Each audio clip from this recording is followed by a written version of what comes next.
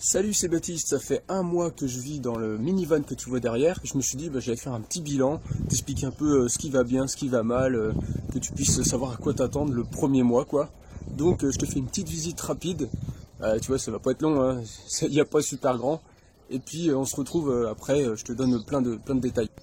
Donc là on a la chambre, donc la chambre qui est ici. À côté on a la salle à manger, donc tu vois là qui me sert aussi de bureau en fait. Comme j'ai pas les moyens d'avoir un bureau, il n'y a pas assez d'espace, je fais ça dans la salle à manger, donc ici. Et c'est une salle à manger en fait qui est rétractable. Donc je vais te montrer, en fait le truc se soulève là.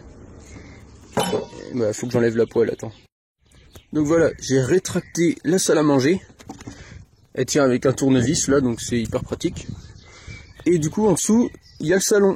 Donc c'est une plus petite table, c'est beaucoup plus, tu vois, c'est beau, j'ai mis des petits clous, tu vois. Donc c'est le salon. Alors en dessous du salon, on va avoir la salle de bain. Donc la salle de bain, donc là il y a mon savon, il y a les affaires, les médocs, les serviettes et tout. Donc ça c'est la salle de bain.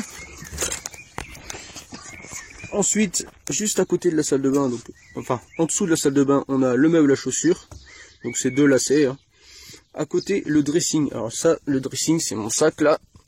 Alors quelque chose de très important avec le dressing, c'est de le mettre juste à côté de la salle de bain. Parce qu'en fait, quand tu te laves, après bah, tu t'habilles direct. Alors si tu mets le dressing à l'autre bout du minivan, et ben en fait tu te laves, tu es obligé de traverser tout le minivan pour arriver jusqu'au dressing et t'habiller, donc c'est le bordel. Donc c'est très important de le mettre juste à côté de la salle de bain. Ça faut bien retenir. Ensuite, bah là il y a ce qu'on peut appeler le meuble d'entrée, donc c'est là où j'ai mon électricité, c'est un peu là où je mets tout, le drapeau breton, des feuilles de papier, tout ça, bon bah voilà, des sacs, hein, je sais pas pourquoi, mais donc voilà. Qu'est-ce qu'il y a ici d'intéressant? L'art difficile de ne presque rien faire. Et très bien ce bouquin, c'est de la philosophie en fait, c'est assez dur à lire. Donc là on a quoi? On a des cintres. Ben voilà, en fait on a fait le tour de la maison, hein. Ah non, la cuisine. Ah, attends, la cuisine. Donc là, on a la partie de la cuisine de l'eau. Et en fait, j'ai une cuisine qui est derrière la bibliothèque. Donc ça, c'est la bibliothèque, hein. C'est très important d'avoir une bibliothèque chez soi. Et en fait, on a la cuisine qui est en dessous. Voilà, la belle cuisine. Alors, est-ce que je vais réussir à ouvrir? Voilà. Donc ça, c'est ma cuisine. Il y a de la farine là, des œufs. Bon, il y a tout ce qu'il faut, hein. Donc c'est assez galère, faut la sortir à chaque fois. Mais donc, quand tu manges une fois par jour, ça va. Bref, là, je vais te montrer. Donc là, derrière le lit, là, il y a le grenier, la cave. Enfin, c'est le stock où je mets la bouffe et tout. Et puis je vais te montrer le cockpit. Le cockpit. Alors, est-ce que j'ai les clés? Est-ce que j'ai les clés? J'ai pas les clés. Donc voilà, on est dans le cockpit. C'est ici, c'est d'ici que je pilote ma vie. Donc voilà. Alors je pilote à vue d'œil, hein, j'ai pas de GPS, j'ai rien du tout. Donc il y a toutes les options, hein. On peut allumer les phares, mettre les essuie-glaces. Il y a même le klaxon. Putain, j'espère qu'il y a personne qui... En plus, il y a la sortie d'école là, donc il doit y avoir plein de monde dans la rue. Donc voilà, il y a toutes les options, clignotant et je pilote à vue. Donc je vois un endroit, j'y vais, sans GPS, sans carte, sans rien du tout. Voilà quoi, c'est un peu comme ça que je me guide. Donc le poste de pilotage, voilà. Alors, qu'est-ce qui s'est passé le premier mois de voyage? Donc je suis parti à l'aventure, comme ça. Alors souvent il y en a qui partent parce qu'ils ont envie de voyager, envie de voir un coin, envie de faire des festivals, des trucs comme ça. Moi c'est pas du tout ça, c'est plus partir pour éviter de rester sur place. C'est-à-dire que j'étais sur place, je faisais des trucs qui me convenaient pas. Du coup bah le but c'était de partir parce que... Alors souvent on dit, alors j'ai noté ça, ce qui compte c'est le chemin et c'est pas la destination. Et c'est dire que en gros moi je prenais un chemin qui me convenait pas du tout. Et je me suis dit, comme j'ai aucune destination, tant qu'à faire autant prendre un chemin qui m'amuse, un truc qui me plaît. Et j'ai trouvé ce chemin là de partir en minivan et ça m'a plu, donc bah je prends ça. J'ai toujours pas de destination, mais au moins le chemin il me plaît, donc je continue comme ça. Et donc j'étais parti pour faire un tour de Bretagne au début. Je me suis dit pourquoi pas, j'ai des potes en Bretagne, je vais aller les voir. Et en fait, j'ai eu une super occasion, c'est que j'ai vu sur Facebook quelqu'un qui fait des vidéos sur YouTube, Piraterie à Roulette, qui a dit bah voilà, on est sur l'île d'Oléron, on peut se rencontrer, enfin venez nous voir et tout. Et du coup je me suis dit bah super, c'est l'occasion d'en apprendre plus sur le voyage, ça faisait même pas une semaine que j'étais parti. Du coup j'ai tapé 4h30 de route, presque 5 heures, et je suis allé sur l'île d'Oléron direct. Donc voilà, j'ai rencontré Piraterie à Roulette, tout ça, je suis resté une semaine et demie sur l'île, c'était vraiment génial. En gros, en une semaine et demie, j'ai fait à balle de rencontres, j'ai mûri, je pense, pas mûri, mais tu vois, genre, j'ai développé ma vision des choses, enfin, beaucoup plus que depuis 2 ans que je bosse, quoi. Parce que 2 ans que je bosse, c'est toujours un peu le même environnement. Et là, ça m'a complètement bouleversé l'esprit, mais en une semaine et demie, quoi, c'est incroyable, quoi. Et donc, il s'est passé plein de trucs, et voilà, franchement, l'île d'Oléron, là, c'était... Après, je suis remonté tranquillement le long de l'Atlantique. J'espère que c'est celui-là, c'est l'océan Atlantique. Ouais, ça doit être ça. Et du coup, je suis remonté tranquillement, Saint-Nazaire, tout ça. Alors, les difficultés, j'ai noté ça, les difficultés... Alors, la principale difficulté, c'est pour les toilettes. Toilettes et se doucher, quoi. En gros, c'est ça le plus dur. Parce que... les toilettes, soit faut trouver des toilettes publiques, soit j'allais dans les grandes surfaces et tout. Je me sens pas encore d'aller dans la nature comme ça, c'est pas du tout mon trip. Donc soit faut trouver un supermarché donc sur les heures d'ouverture, soit des toilettes publiques, mais c'est pas forcément, c'est plus ou moins propre en fonction des endroits. La grosse aussi difficulté, c'est les douches. Donc forcément quand tu commences à être nomade, t'en prends pas tous les jours. Et le truc que j'ai fait, c'est que j'ai pris des douches dans des campings municipaux. Donc des campings municipaux, tu peux rentrer et doucher et voilà. Faire ça discrètement, ça passe très bien, quoi. Donc tu fais ça tous les 3-4 jours, quoi. Bon, en général, ça le fait assez bien, hein, surtout l'été et tout. En plus, l'été, tu auras des douches de plage, donc ça sera encore plus facile.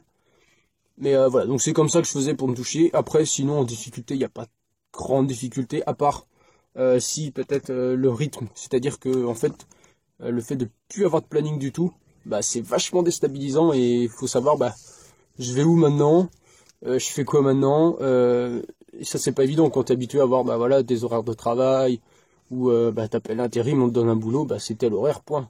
T'as pas à te poser de questions, t'as pas de trucs. Que là tu peux faire absolument tout ce que tu veux, donc là-dedans tu pètes un plomb parce que tu dis qu'est-ce que je veux vraiment, enfin tu sais pas vraiment, donc voilà. Sinon au niveau de la nourriture, donc moi j'achetais des trucs souvent dans les magasins bio parce que j'aime bien prendre soin de ma santé, tu vois. Et je me dis, je pense que le bio c'est mieux, donc j'achète bio. Après c'est cher. Et j'ai découvert aussi, pendant que j'étais sur l'île d'Oléron, là, la récup, c'est-à-dire c'est des gens qui vont récupérer dans les poubelles des magasins. Donc c'est des trucs qui sont périmés depuis une journée.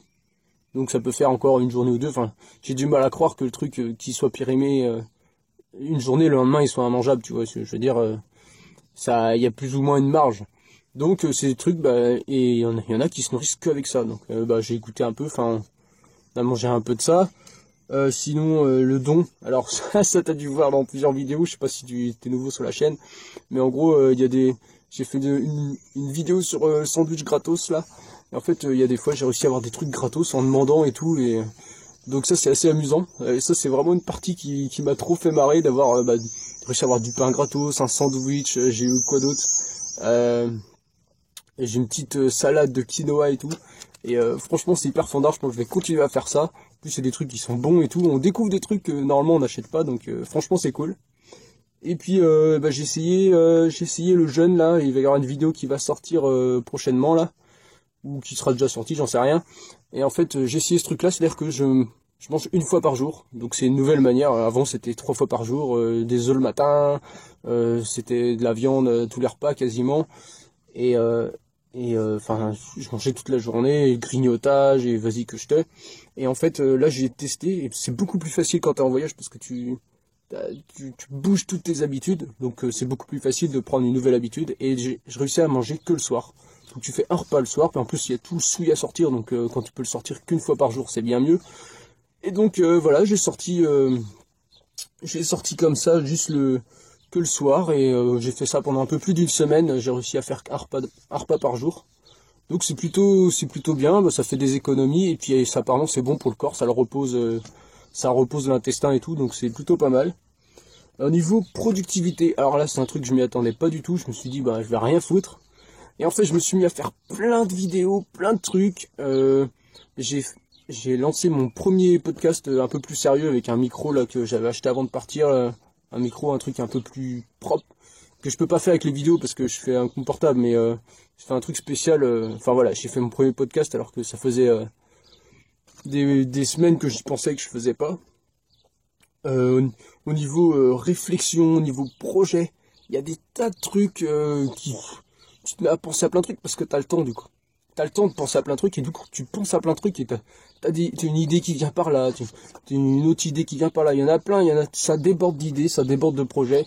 Et en fait si tu notes pas, bah t'oublies. Et des fois tu notes un truc et ça te permet de laisser de la place pour en avoir d'autres, Et puis même si tu les fais jamais, au moins elles sont notées et peut-être tu pourras retomber dessus plus tard. Mais t'as vraiment beaucoup d'idées. Alors ça c'est un truc, ça m'a trop surpris. Je me suis dit bah voilà, je vais voir des paysages, ça va être cool, je vais me détendre. Et en fait, ça travaillait encore plus qu'avant, parce qu'avant, bah, je me gavais de jeux vidéo ou de vidéos YouTube à plein, et, euh, et c'était vraiment de remplir le cerveau, parce que la journée, bah, c'était boulot, donc il y avait rien intéressant, donc le but c'était le soir de remplir au maximum de vidéos, de plein de trucs, et puis j'avais aucun moment pour réfléchir tout seul, quoi. Et là, comme j'ai eu plein de moments, bah, ça a multiplié. J'ai jamais fait autant de vidéos là, en si peu de temps. Et je pense qu'elles sont mieux que ceux que je faisais avant. T'auras qu'à aller voir sur ma chaîne, je faisais des vidéos de street workout. Et en fait, bon, c'était des vidéos où on voyait juste les figures. Il y en a même qui avaient même pas de son ou qui avaient juste une musique. Et là, je me suis carrément amélioré depuis le début. Et je sais pas, c'est ouf. Donc ça, c'est le voyage qui a permis ça. C'est dans le premier mois que j'ai fait et je compte continuer, tu vois. Et puis le coût, bah, au niveau du coût, en fait, le coût, je veux dire, ce que ça m'a coûté et tout. Je pense qu'il y a tellement de trucs à dire que je vais faire une vidéo spéciale sur ça, avec bah, combien tout l'aménagement ça m'a coûté, combien ça coûte par mois. Je vais faire un défi là, de vivre avec 300 € par mois. Donc je vais faire une vidéo spéciale pour ce défi-là. Je vais essayer de calculer. Et en fait, quand j'ai fait le tri dans ce que je payais, les abonnements, les machins, les trucs, je me suis rendu compte qu'il y avait plein de trucs qui me servaient à rien que je payais comme ça, que je payais quoi. Et donc là, je suis en train de faire le tri, de libérer un peu de dépenses, enfin, enlever des dépenses, et je vais essayer de vivre avec 300 € par mois. Donc ça risque d'être assez tendu, mais justement, je te partagerai tous les astuces que je fais, que j'utilise, tout ce qu'il faut, quoi. Et puis si ça t'intéresse, voilà, tu pourras regarder.